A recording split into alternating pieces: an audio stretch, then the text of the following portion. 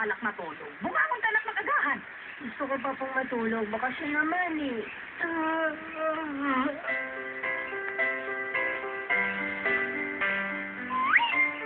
See you soon, pag-ating gabi!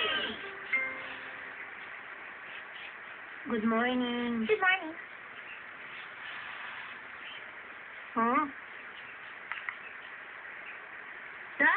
Huwag mong gamitin sa inyong bread na ginamit mo sa butter.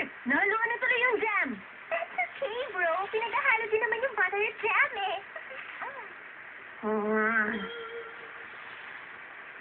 Ito na yung sunny side up. Tigisa kayo dyan. I'll get my share na, Ma. Ay! Ate naman eh, tingnan mo. Nahaluan na ng egg yolk yung sunny side up ko. Gusto mo ate naman. Kadiri kaya. Ba't kasi pinutos mo yung egg yolk? Grabe ka talaga. Nakakainsip ka atihan mo, ah. Parang hindi ka tinuruan ng proper manners. Ang ingay niyo talaga. Umagang-umaga nagbabangayan na kayo dyan. Kumain na lang kayo na tahimik. Isa lang po yung akin.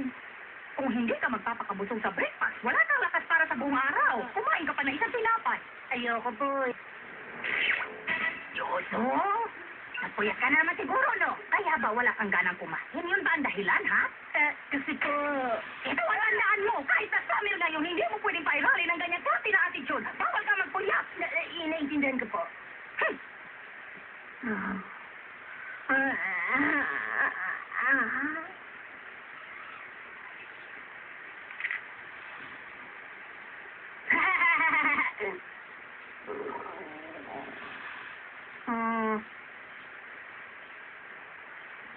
Nagugutom ako.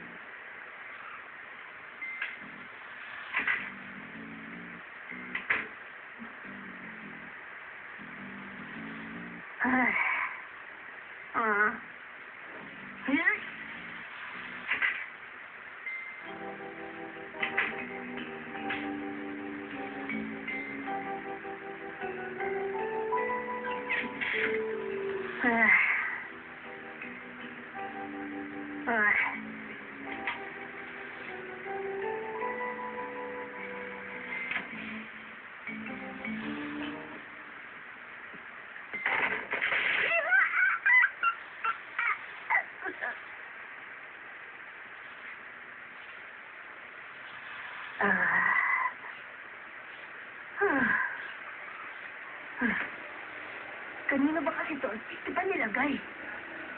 Kuya ate, hindi talaga siya marunong magligpit.